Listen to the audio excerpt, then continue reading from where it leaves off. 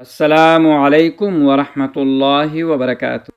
میرے پیارے دوستو، اگر آپ زندگی میں ہر وہ چیز حاصل کرنا چاہتے ہیں جو آپ کے لیے جائز ہے، اگر آپ چاہتے ہیں کہ اللہ آپ کی دعاؤں کو سنے، آپ کی قسمت کی بند دروازے کھول جائے، رزق میں برکت آئے، دل کو سکون ملے اور زندگی میں آسانیاں پیدا ہو، تو آج کی یہ ویڈیو آخر تک ضرور دیکھیں، کیونکہ آج میں آپ کے ساتھ ایک ایسا روحانی عمل شیئر کرنے جا رہا ہوں جو صرف الفاظ نہیں بلکہ اللہ کے در پر جھکنے کا ایک خوبصورت طریقہ ہے۔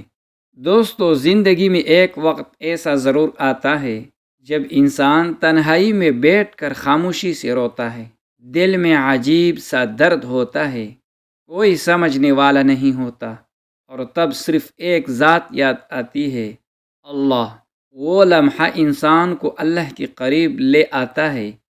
محترم ناظرین، ہم سب دعائیں تو مانگتے ہیں، لیکن سچ یہ ہے کہ ہم مانگنا نہیں جانتے۔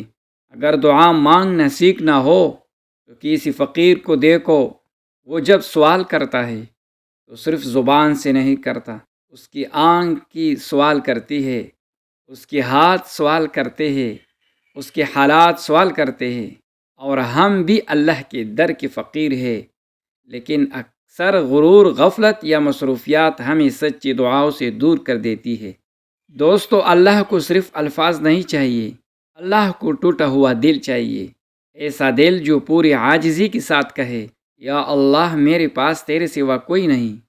سب سے زیادہ دعا کہاں مانگی جاتی ہے؟ اکثر لوگ سمجھتے ہیں کہ سب سے زیادہ دعائیں مسجدوں اور خانقاہوں میں مانگی جاتی ہے، لیکن حقیقت کچھ اور ہے۔ سب سے زیادہ دعائیں جیلوں میں مانگی جاتی ہے، ہسپتالوں میں مانگی جاتی ہے، عدالتوں کے باہر مانگی جاتی ہے، کیونکہ وہاں انسان اپنی بے بسی کو پہچان لیتا ہے، وہاں انسان کو اپنی طاقت، دولت اور تعلقات کچھ کام آتے نظر نہیں آتے، تب وہ سچے دل سے اللہ کو پکارتا ہے۔ اور یاد رکھو، جب انسان سچے دل سے اللہ کو پکارتا ہے تو آسمان کے دروازے کھل جاتے ہیں۔ میرے دوستو، اگر آپ کے دل میں کوئی بڑی خواہش ہے، کوئی پریشانی ہے، کوئی بیماری، قرض، بے سکونی، رشتوں کا مسئلہ یا رزق کی تنگی ہے، تو آج ہی یہ عمل شروع کرے۔ رات کی کسی پرسکون وقت میں وضو کرے، دل کو دنیا کے خیالوں سے خالی کرے اور 2 رکعت نفل حاجت ادا کرے۔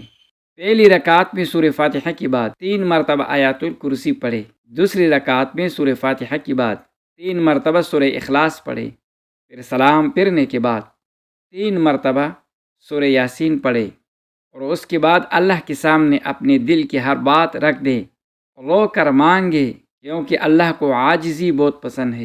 دوستو، جب دعا کرو تو صرف چھوٹی چیزیں نہ مانگو، اللہ کے خزانوں میں کوئی کمی نہیں۔ اگر رزق مانگو تو برکت والا رزق مانگو، اگر گھر مانگو تو سکون والا گھر مانگو، اگر اولاد مانگو تو نیک اور فرمان بردار اولاد مانگو، اگر جنت مانگو تو جنت الفردوس مانگو، اگر دنیا مانگو تو ایسی دنیا مانگو جو آخرت سنوار دے۔ پھر لوگ کہتے ہیں ہم نے بہت دعا کی لیکن قبول نہیں ہوئی۔ دعا صرف الفاظ کا نام نہیں، دعا یقین کا نام ہے۔ اللہ چاہتا ہے کہ بندہ بار بار اس کے در پر آئے، اسے پکارے، اس سے امید رکھے۔ کبھی ایسا ہوتا ہے کہ اللہ دعا فوراً قبول کر لیتا ہے، کبھی بہتر وقت کے لیے روک لیتا ہے، اور کبھی اس دعا کی بدلی کوئی بڑی مصیبت ٹال دیتا ہے۔